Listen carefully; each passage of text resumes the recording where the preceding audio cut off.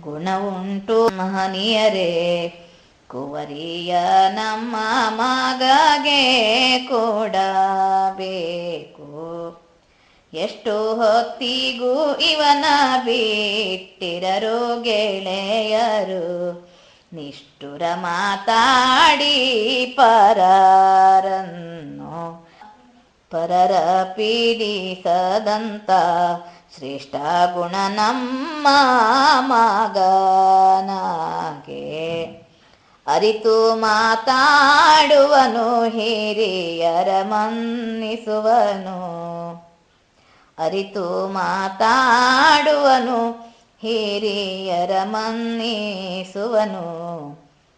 ಗುರುಕುಲದಲ್ಲಿ ವಿದ್ಯೆ ಕಲಿತವನು, ಕಲಿತ ನಮ್ಮ ಮಗಗೆ ತರಳೆಯನು ಕೊಟ್ಟು ಹರುಷದಿ.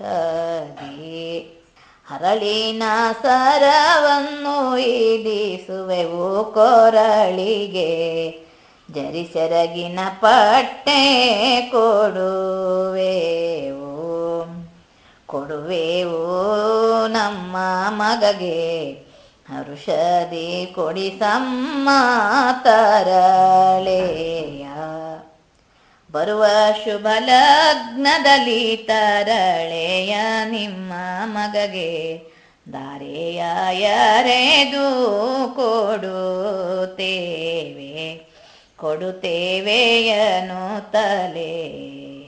ಬರವನಿ ಕೊಂಡು ಹೊರಟನೆ